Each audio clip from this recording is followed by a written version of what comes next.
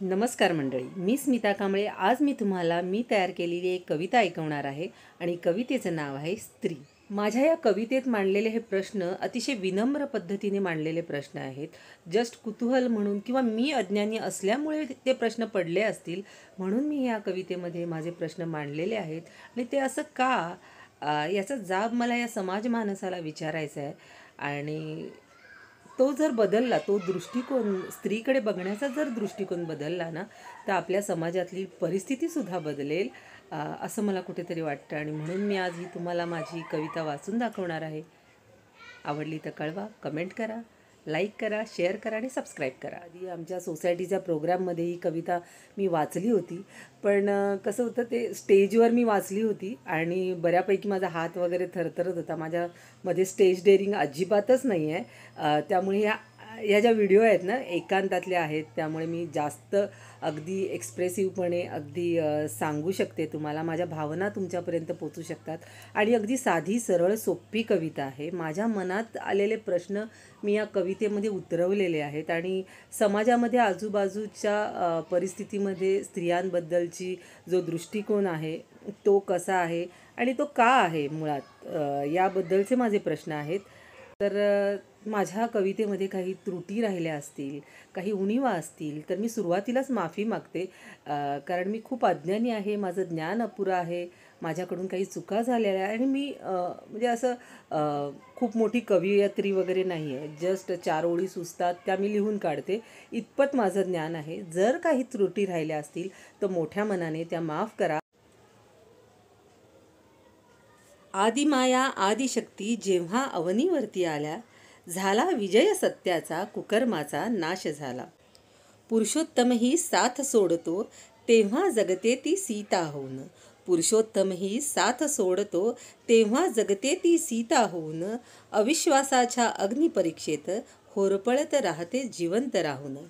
जीवित राहते जगण्यासाठी, जीवित राहते जगण्यासाठी, जगते ती लवंकुशासाठी.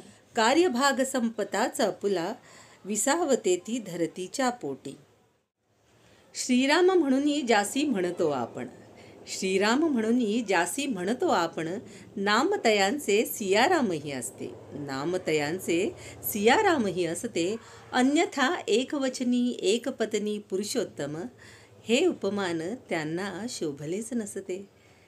पतिव्रतेची परीक्षा घ्यावी, पतिव्रतेची परीक्षा घ्यावी, असे देवांच्याही मनी आले.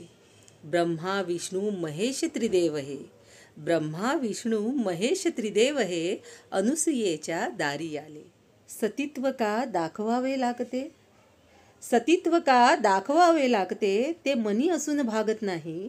वेगळा अट्टहास देवांचा, वेगळा अट्टहास देवांचा, स्त्रीला का सन्मान नाही. सत्वाने आपल्या बाळे करुनी रूप दावले ममतेचे, सत्वाने आपल्या बाळे करुनी रूप दाविले ममतेचे. दत्त दिगंबर म्हणून जन्मले, तिन्ही देव हे जगताचे, तिन्ही देव हे जगताचे.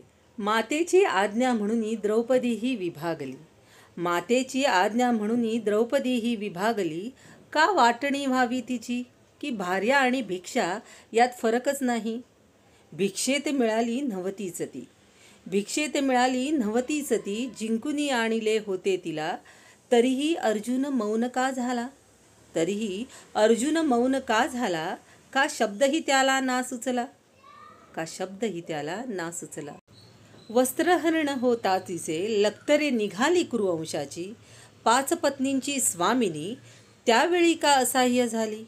यज्ञात जन्मली, यज्ञ होऊनी जळत राहिली, यज्ञात जन्मली, यज्ञ होऊनी जळत राहिली. कुरुवंशाच्या नाशाला तिलाच दोषी का ठरवावी. कन्या भगिनी भार्या जननी, कन्या भगिनी भार्या जननी, सर्वच भूमिका खास वठविल्या. सत्कार झाला नाहीच तिचा, सत्कार झाला नाहीच तिचा. का सहानुभूतीही नाही तिजला.